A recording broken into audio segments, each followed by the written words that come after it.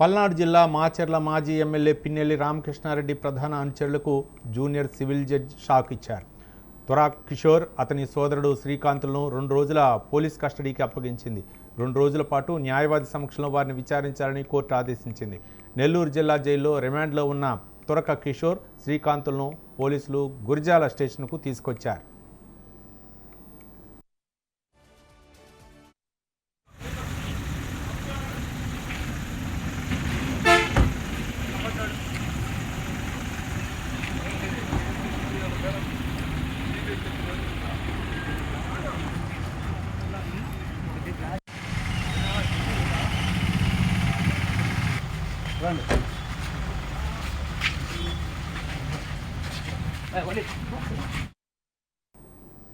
పల్నాడు జిల్లా మాచర్ల మాజీ ఎమ్మెల్యే పిన్నెల్లి రామకృష్ణారెడ్డి ప్రధాన అనుచరులకు జూనియర్ సివిల్ జడ్జి షాక్ ఇచ్చారు.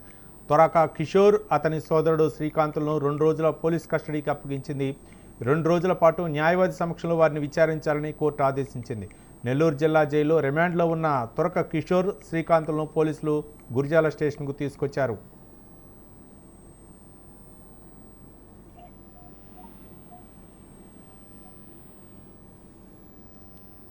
మొత్తానికి పల్నాడు జిల్లా మాచర్ల మాజీ ఎమ్మెల్యే వైసీపీ సీనియర్ నేత పిన్నెల్లి రామకృష్ణారెడ్డి ప్రధాన అనుచరులకైతే కోర్టు షాక్ ఇచ్చింది. దీనిపై మరింత సమాచారం మా కరస్పాండెంట్ వీరాస్వామి ఫోన్ లైన్లో తాజా సమాచారం అందించడానికి సిద్ధంగా ఉన్నారు.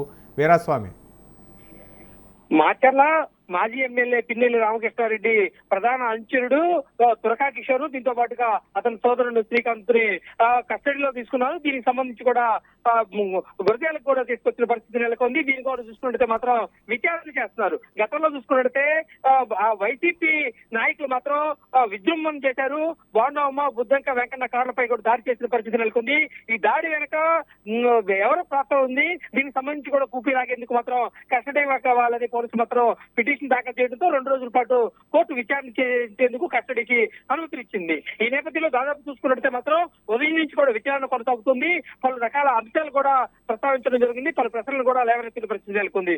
ఈ దాడి ఘటనలో మీకేమైనా మున్సిపల్ చైర్మన్ కానీ లేదంటే ఏమన్నా నామినేటెడ్ పదవి కానీ ఏదైనా ఇస్తారని చెప్పి ఆస్తి వేరా, దీనికి సంబంధించి కూడా లేదంటే హత్యాయత్నం కేసులు కూడా నమోదు చేయడం పరిస్థితిలో అసలు దాడి వెనక పాత్ర ఏంది, ఇక్కడ నుంచి మీకు డైరెక్షన్ వైసీపీ కార్యాలయం నుంచి ఏమన్నా డైరెక్షన్స్ వచ్చాయా, లేకపోతేనన్నా అప్పటి ఎమ్మెల్యేగా కొనసాగుతున్న మాచర్ల పిన్నెల్లి రామకృష్ణారెడ్డి మీకేమైనా భరోసానిచ్చారా, కీలక పదవులు ఏమైనా కట్ట చెప్తారా అని చెప్పేసి పలు ప్రశ్నలు కూడా లేవనెత్తిన పరిస్థితి నెలకొంది. దీన్ని కూడా చూసుకున్నట్టు మాత్రం ఉదయం నుంచి కూడా ప్రశ్నల పరంపర కొనసాగుతుంది. న్యాయవాద సమక్షంలో విచారణ కొనసాగిస్తున్నారు.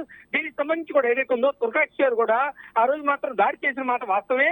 దానికి సంబంధించి కూడా టెక్నికల్ ఎవిడెన్స్ అదే విధంగా చూసుకుంటే మాత్రం వీడియోలు కూడా బయటకు వచ్చిన పరిస్థితి నెలకొంది. దీనికి సంబంధించి ఒప్పుకున్నాడు. దీనికి సంబంధించి ఎవరి ప్రమేయం లేదు, కేవలం మాత్రం నేను వైసీపీ సానుభూతి పరుడుగా ఉన్నాను, టీడీపీ వైపు నుంచి కూడా అంటే నాకు ఆ రోజుల్లో కూడా చూసుకున్నట్టే మాత్రం వైసీపీకి కార్యకర్తగా పనిచేస్తున్నాను కాబట్టి టీడీపీ మీద విద్వేషంతో నేను దాడి చేయడం జరిగిందని చెప్పేసి ఈ సమక్షంలో చెప్పినట్లు మనకున్న సమాచారం మేరకు తెలుస్తుంది.